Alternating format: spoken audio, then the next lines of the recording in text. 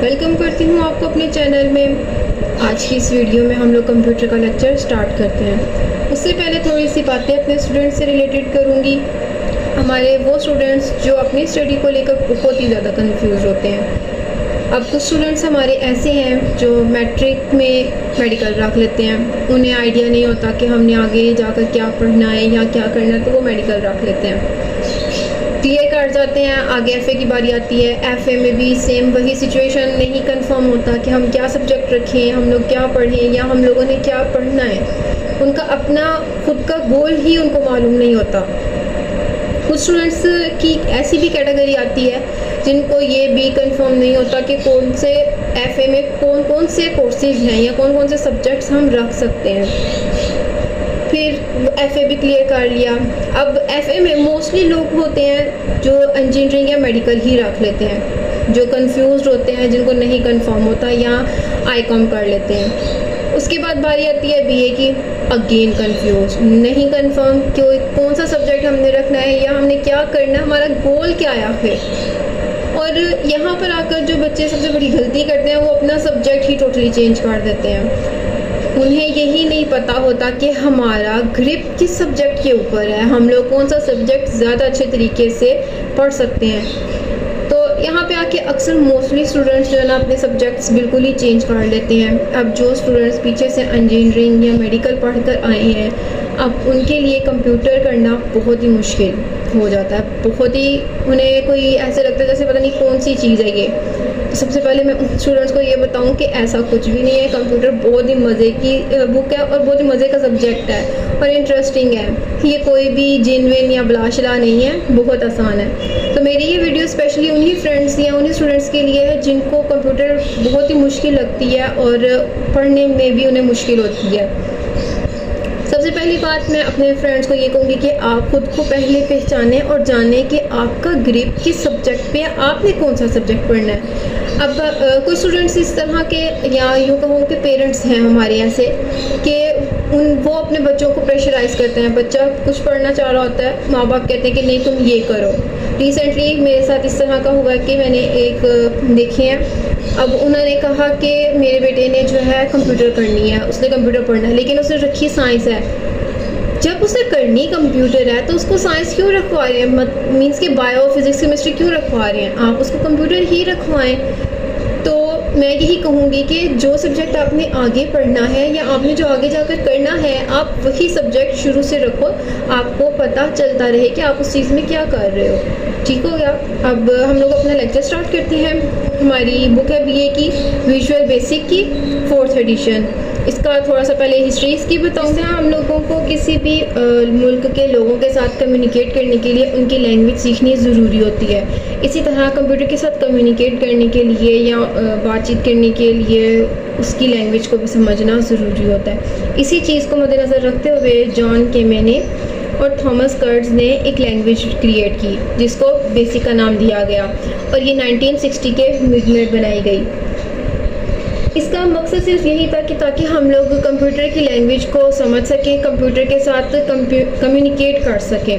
Visual basic एक programming language है जिसके ज़रिए हम लोग प्रोग्राम्स बना सकते हैं। हम लोग डिफरेंट एडिटर्स यूज़ करते हैं, डिफरेंट कम्युनिकेशन सॉफ्टवेयर्स यूज़ करते हैं, लाइक व्हाट्सएप हो गया, इंस्टाग्राम, फेसबुक वगैरह हो गई।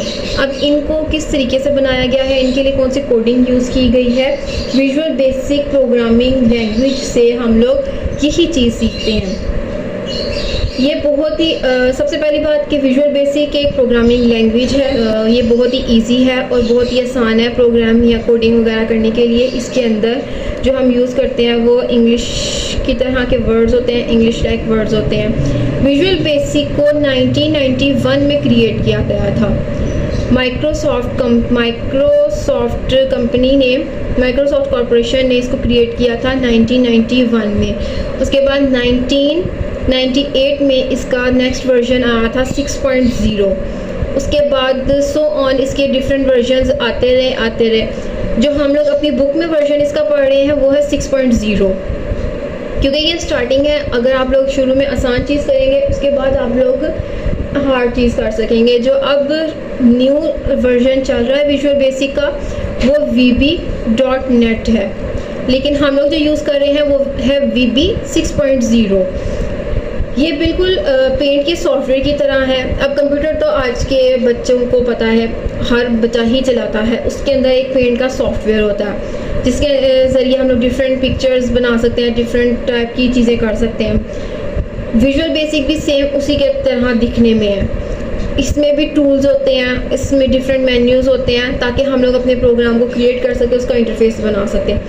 विजुअल बेसिक के अंदर डिफरेंट टूल्स होते हैं। अब टूल्स को हम लोग कंपोनेंट्स भी कह सकते हैं। इसके बाद विजुअल बेसिक के 3 एडिशंस हैं। फर्स्ट एडिशन इसका है इंटरप्राइज, उसके बाद प्रोफेशनल, उसके बाद एडवांस्ड। अब उनमें क्या होता है, जो फर्स्ट एडिशन है, जो फर्स्ट वन है वो है बिगनर्स के लिए, लर्निंग के लिए।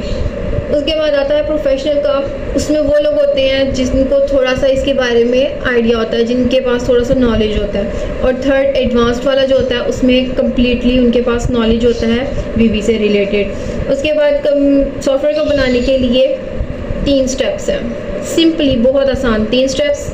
सबसे पहले उसको डिज़ाइन करना। जिस तरह हम हर चीज़ में देखते हैं, अगर हम लोग कोई भी चीज़ बनाते हैं सबसे पहले हम लोग उसका एक स्केच बनाते हैं कि हमने क्या चीज़ बनानी है, किस तरह की होनी चाहिए। तो इसी तरह इसमें सबसे पहले इसका डिज़ाइन बनता है।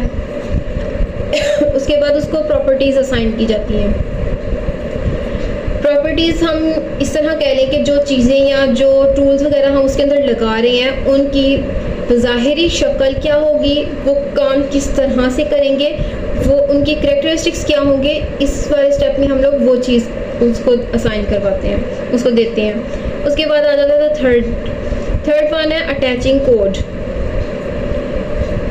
अटैचिंग कोड यानी कि उसको इंस्ट्रक्शंस देना, उसको बताना कि जब हमारा सॉफ्टवेयर चले तो उसने किस तरह से काम करना है। हमारे इसके अंदर ये चीज़ होती हैं। अब इसी तरह हमारी एक लैंग्वेज है कंप्यूटर की C++। विजुअल बेसिक जो है ये इजी है देन C++ से।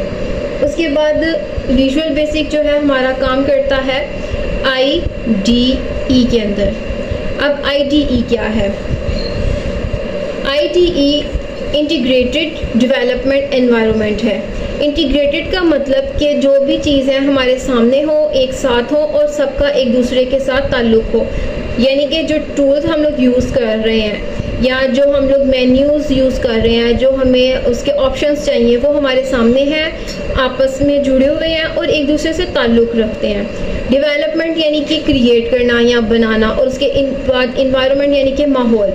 विजुअल बेसिक हमें ऐसा माहौल देता है कि जिसमें हमारे पास सारी चीज़ें हमारे सामने होती हैं और उसको हम लोग इजीली बना सकते हैं। और IDE के अंदर इसके अलावा जो खसूसियात हैं वो है इंटरप्रेटर और कंपाइलर की। अब इंटरप्रेटर और कंपाइलर क्या है? जिस तरह हम लोग इंग्लिश को समझने के लिए इंग्लिश की डिक्शनरी यूज़ करते हैं, या हम लोग अगर अरबी सीख रहे हैं तो उसके लिए हमें उसके ट्रांसलेटर्स की ज़रूरत होती है। इसी तरह कंप्यूटर की जो प्रोग्रामिंग या कोडिंग हम करते हैं उसके लिए भी हमें उसके ट्रांसलेटर की ज़रूरत होती है। तो IDE जो है हमें वो ट्रांसलेटर प्रोवाइड करता है। ट्रांसलेटर 3 तरह के होते हैं, कंपाइलर, इंटरप्रेटर और असेंबलर। सबसे फर्स्ट वन कंपाइलर है, देन इंटरप्रेटर और देन असेंबलर। IDE हमें ये 2 तरह के ट्रांसलेटर प्रोवाइड करता है, कंपाइलर और इंटरप्रेटर। IDE के अंदर हमारे पास जो एक और बेनिफिट है वो ये है कि ये हमारा इसके अंदर जो कोड होता है वो सोर्स कोड होता है, जो इंग्लिश लाइक वर्ड्स होते हैं जिसको लिखना भी आसान होता है। उसके बाद डिबगर, यानी कि ये हम लोगों को बता देता है कि हमारे प्रोग्राम में कोई एरर है या हम अपनी कोडिंग में कोई गलती कर रहे हैं, तो ये हमें फ़ौरन वो गलती बता देता है। उसके बाद बिल्ड ऑटोमेशन टूल, यानी कि हमें डिफरेंट तरह के टूल्स हमें प्रोवाइड करता है कि हम लोग उसका इंटरफेस बना सकें। उसके बाद इसके अंदर हम लोग 3 तरह के बेसिक टूल्स यूज़ करते हैं। 3 बेसिक टूल्स हैं यहाँ पे। वैसे तो ये हमें बहुत सारे टूल्स प्रोवाइड करता है, लेकिन 3 बेसिक टूल्स हैं जिनमें एक आ जाता है टेक्स्ट बॉक्स, एक आ जाता है कमांड बटन और एक हमारे पास आ जाता है लेबल। इन तीनों की डिफरेंट वर्क है, ये तीनों अलग अलग तरीके से। ये हम लोगों को VB जो है हमें प्रोवाइड करता है ग्राफिकल यूज़र इंटरफेस। ठीक हो गया। ग्राफिकल यूज़र इंटरफेस क्या है? जो हम लोग अपना डिज़ाइन बनाते हैं या अपने सॉफ्टवेयर को डिज़ाइन करते हैं, उसको हमने किस तरह से डिज़ाइन किया, उसके अंदर हमने क्या क्या चीज़ें लगाई हैं, क्या ग्राफिक्स यूज़ किए हैं उसका इंटरफेस बनाने के लिए, उसकी लुक बनाने के लिए, उस चीज़ को जो किस तरीके से क्रिएट कर सकते हैं, वो चीज़ ग्राफिकल यूज़र इंटरफेस की है। उसके बाद विजुअल बेसिक इवेंट हैंडलर है। अब इवेंट हैंडलर क्या चीज़ होती है? अब एक सॉफ्टवेयर हमने बनाया, उसके ऊपर हमने एक बटन लगाया है, उस बटन को हम लोग प्रेस करते हैं या माउस के ज़रिए या फिर कीबोर्ड के ज़रिए। अब उसको जब हमने प्रेस किया तो उसने पीछे अपना कोई वर्क किया। अब ये प्रेस किया और उसने वर्क किया तो ये एक एक्शन हो गया, उसने एक एक्शन परफॉर्म किया। तो जो ये एक्शन परफॉर्म किया जाता है, इस चीज़ को इवेंट हैंडलर कहा जाता है। तो विजुअल बेसिक हमें ये चीज़ प्रोवाइड करती है, इसलिए विजुअल बेसिक को इवेंट हैंडलर प्रोग्राम कहा जाता है। सबसे मेन पॉइंट जो है ये वाला है पूरा। ये चीज़ हमेशा आपने याद रखनी है कि विजुअल बेसिक एक इवेंट हैंडलर है। उसके बाद ये हमें डिफरेंट तरह के टूल्स प्रोवाइड करता है। इसके 3 एडिशंस हैं। ये C+ से बहुत इजी है, एक प्रोग्रामिंग लैंग्वेज है, पेंट सॉफ्टवेयर की तरह है और इंग्लिश लाइक वर्ड्स होते हैं इसकी कोडिंग के अंदर। उसके बाद ये IDE इन्वायरमेंट प्रोवाइड करता है हमें। इसके 3 बेसिक टूल्स हैं और ये ग्राफिकल यूज़र इंटरफेस हमें प्रोवाइड करता है कि हम लोग किस तरीके से अपना डिज़ाइन कर सकते हैं। ही कल हम लोग इसकी बुक स्टार्ट करेंगे और बुक में इसके आने वाले चैप्टर स्टार्ट करेंगे। अब तक जो पढ़ा वो पूरी बुक का थोड़ा सा खुलासा था कि इस बुक में आने वाले टॉपिक्स में क्या क्या चीज़ हम लोग पढ़ेंगे या वो क्या क्या चीज़ें उनको तफसील के साथ पढ़ेंगे। अगली वीडियो में मिलेंगे इंशाल्लाह। Thanks for watching. अपना ख्याल रखिएगा। अल्लाह हाफिज़।